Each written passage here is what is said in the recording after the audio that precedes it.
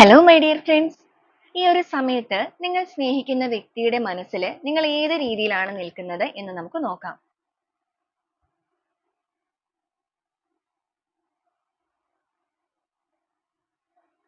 Three of swords,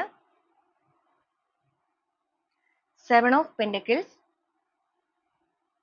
the fool എനർജിയാണ് വന്നിരിക്കുന്നത്.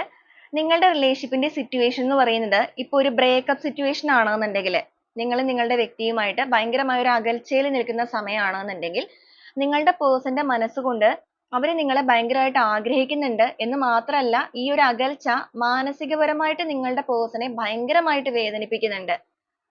ആ ഒരു സെപ്പറേഷൻ സ്റ്റേജ് ഇവർക്ക് എത്രയും വേഗം മാറ്റണം, അല്ലെങ്കിൽ ആ ഒരു ഒറ്റപ്പെടൽ, നിങ്ങളുടെ ആ ഒരു ആബ്സെൻസ്, ഇതെല്ലാം ഭയങ്കരമായിട്ട് ഇവർക്കൊരു മിസ്സിംഗ് ഉണ്ടാക്കുന്ന അവസ്ഥയാണ്. അപ്പൊ ഇവരുടെ മനസ്സിൽ നിങ്ങൾ ഏത് രീതിയിലാണ് എന്നുള്ളത് നോക്കുവാണെങ്കിൽ, എല്ലാ രീതിയിലും ഒരു പ്രയോറിറ്റി നൽകുന്ന അവസ്ഥയിലാണ് നിങ്ങളുടെ പേഴ്സന്റെ മനസ്സിൽ ഈ ഒരു സമയം നിങ്ങൾ നിൽക്കുന്നത്.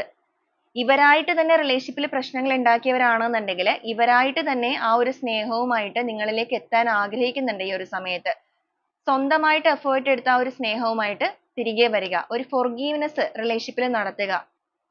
അതിലൂടെ നിങ്ങളുടെ ബന്ധത്തിൽ എന്തൊക്കെ പ്രശ്നങ്ങൾ ഉണ്ടെന്ന് പറഞ്ഞാലും ആ ഒരു ഏറ്റുപറച്ചിലൂടെ പൂർണ്ണമായിട്ടും അതിനൊരു ക്ലാരിറ്റി കൊണ്ടുവന്നതിന് ശേഷം ഒരു ന്യൂ ബിഗിനിങ് ആഗ്രഹിക്കുന്ന വ്യക്തികളാണ്. ഇവിടെ വന്നിരിക്കുന്നത് തന്നെ ഫുൾ എനർജിയാണ്, ന്യൂ ബിഗിനിങ് ആണ്.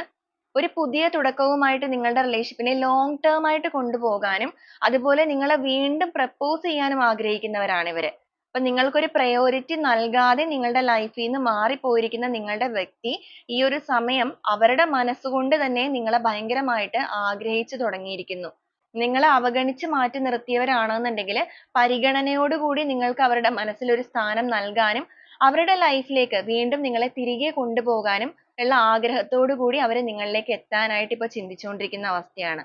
ഈ ഒരു രീതിയിലാണ് നമുക്ക് സ്പ്രെഡ് കണക്ട് ആയിരിക്കുന്നത്. അപ്പൊ ഇത് നിങ്ങൾക്ക് എത്ര പേർക്കാണ് റെസനേറ്റ് ചെയ്യുന്നത് എന്നുള്ളത് നിങ്ങൾ കമന്റ് ചെയ്യുക. അതുപോലെ തന്നെ റെസനേറ്റ് ചെയ്യുന്നവരാണെങ്കിൽ പോസിറ്റീവായിട്ട് തന്നെ ആ ഒരു സ്ട്രോങ് ബോണ്ടിങ്ങിനായിട്ട് നിങ്ങൾക്ക് ക്ലെയിം ചെയ്യാവുന്നതാണ്.